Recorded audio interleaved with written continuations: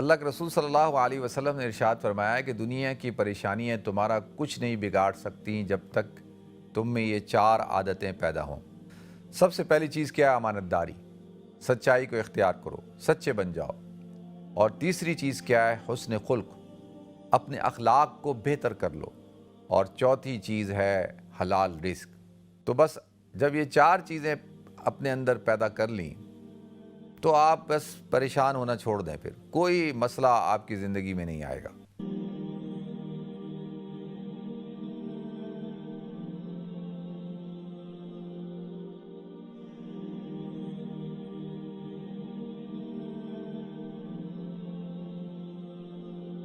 بسم اللہ الرحمن الرحیم۔ السلام علیکم ورحمۃ اللہ وبرکاتہ۔ ناظرین، آپ کا ایک دفعہ پھر پروگرام گفتگو کے اندر خوش آمدید کرتا ہوں۔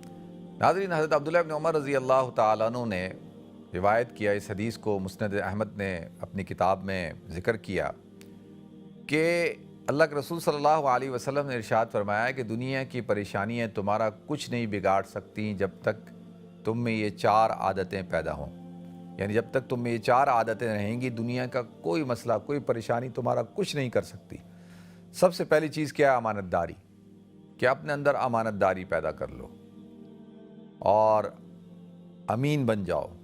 دوسری چیز کیا ہے؟ صدق، سچائی کو اختیار کرو، سچے بن جاؤ۔ اور تیسری چیز کیا ہے؟ حسن خلق، اپنے اخلاق کو بہتر کر لو۔ اور چوتھی چیز ہے حلال رزق، کہ رزق جو ہے وہ آپ کا حلال ہونا چاہیے۔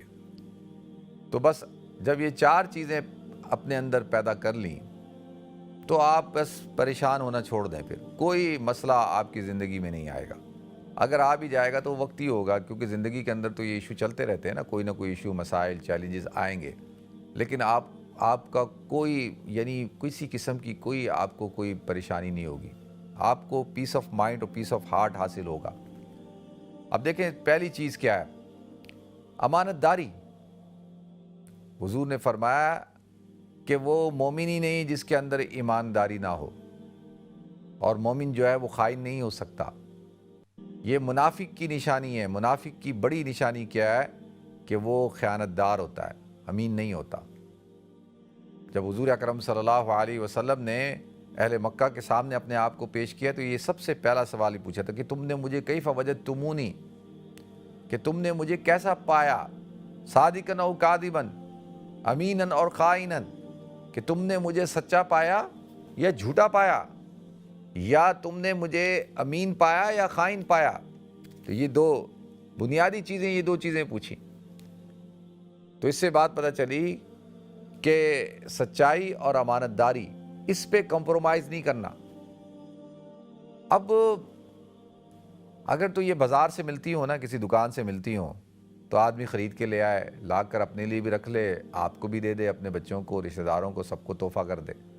لیکن یہ سودا ایسا ہے ناظرین، یہ اس بازار میں نہیں ملتا، یہ ایمان کے بازار میں ملتا ہے، اسلام کے بازار میں ملتا ہے۔